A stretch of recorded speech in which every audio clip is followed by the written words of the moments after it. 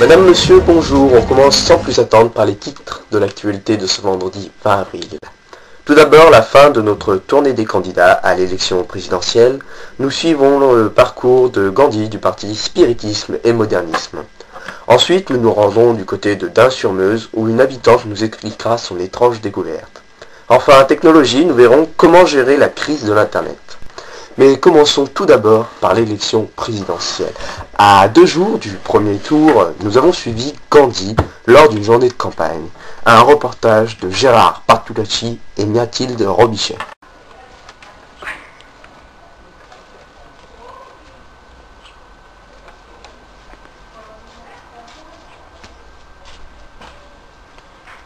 Bon bah c'est comme ça que commence une journée, une journée en politique, en l'an 2007. Et ouais, Gandhi part à la chasse aux signatures. Ah ça va Johnny? Oui, chef. Bon alors bon, évidemment pour les petits candidats comme moi c'est un peu la merde, faut se démerder, Bon, j'ai encore un service de sécurité donc ça c'est bien. Oui, donc chef. voilà, normalement on doit aller prendre un bain de foot. Oui, chef. Bon alors toi tu tues pas tout le monde aujourd'hui. Pourquoi? Ouais, parce que c'est pas bien. Pourquoi? Ma religion me l'interdit. Pourquoi? Ferme ta gueule. Oui. Attention chat, baissez-vous, oh putain! J'ai entendu une mouche. Ah merde. Putain, il est vraiment con celui-là. Vous avez rien? Non, si, il m'a sali un toc. Pardon, chef. Pas grave. Bon, il est où le peuple là? Bah, il est où mon peuple? C'est tout seul là. Et la journée se termina par un meeting sous les foules en délire. Votez pour moi. Pourquoi? Tu m'énerves. Et je vous informe que Gandhi viendrait à l'instant d'obtenir ses 500 signatures. Dans un tout autre registre maintenant, c'est une bien étrange découverte qu'a fait une habitante de Dun-sur-Meuse. Depuis hier matin, la région est en effet en émoi. Un récit de Jérôme Risotto et Gérard Biscuit. C'est bon. Nous retrouvons Mamie Lucette, centenaire de 85 ans, citoyenne de Dun-sur-Meuse, abonnée à Télérama, qui comme tous les matins sort son chat Titi. Ça tourne là? Oui madame, ça tombe. Je suis pas compté. Non, mais je suis pas compté. Bonjour messieurs. Bonjour. Qu'avez-vous découvert hier matin? Mais, comme tous les matins, je venais de mettre mon dentier, mettre mes petites pantoufles, avec un fil dentaire, tout ce qu'il faut, tout bien, j'étais bien pouponné, et je suis sorti là, pour aller voir, comme tous les matins, mon titi, et après je suis allé dans mon potager, j'ai découvert quelque chose de extraordinaire, j'avais planté des graines d'épinards, n'est-ce pas?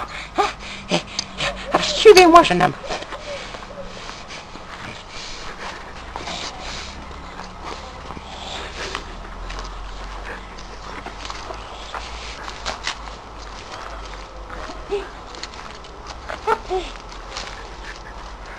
J'ai planté des graines d'épinards.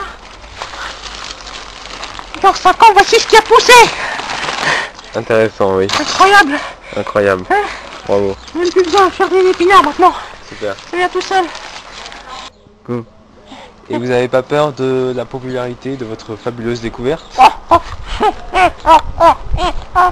Vous savez, moi, la popularité, ça je connais. C'était le meilleur ami d'Edith Piaf, moi, à l'époque. Alors, le strass, les paillettes, tout le show business, Oui. ça me connaît. Et depuis cette époque, j'ai gardé mon Titi. Mais elle est morte, Edith Piaf, madame. Mais pas grave, il y a toujours Titi. Titi? Titi? Titi? Titi? En direct de Dun-sur-Meuse. Un secret personne n'achète Mamie Lucette. Un mot de technologie pour terminer.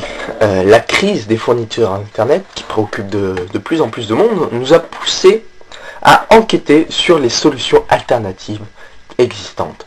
Une investigation de Gérard m'en vient parler. La révolution Minitel est en marche.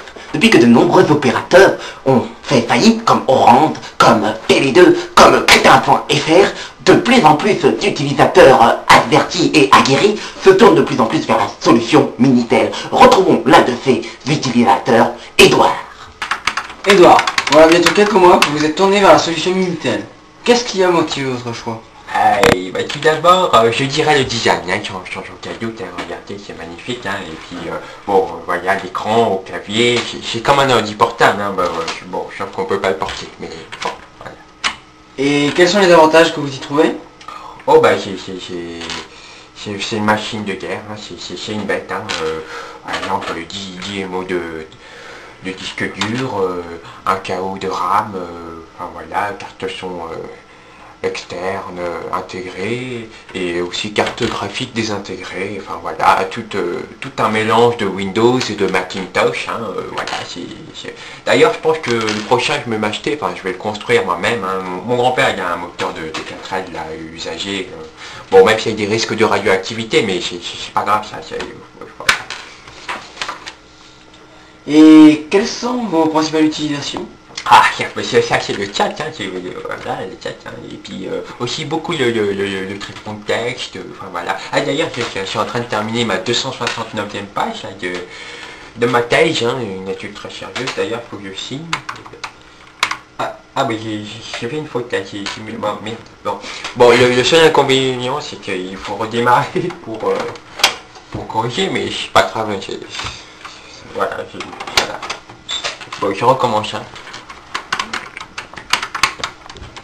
Je suis parti. Alors, Edouard? Ah ben ça y est, d'ailleurs je vais imprimer là, c'est le bouton là, ouais, imprimer là. Je suis content de moi là, parce que ouf, des années de travail là. Alors, bon, bien sûr l'imprimante est vendue séparément de l'ordi portable, hein, faut pas déconner non plus, hein. Je sais bien qu'elle est puissante, mais ça fait pas tout en un non plus, hein. Hein? Qu'est-ce qu'elle fait? Je crois qu'il y a un petit bug là, mais... Ça va sortir plus sûr. Hein, moi je suis pas très branché high-tech, mais là, je dois dire qu'avec le Minitel, je suis... je suis comblé, hein, c'est magnifique. Hein, bon, bah, de toute façon, je fais que des trucs très très sérieux dessus. Hein, il n'y a jamais de... Voilà. Ah tiens, dis donc. C'était pas dans ma tête, ça.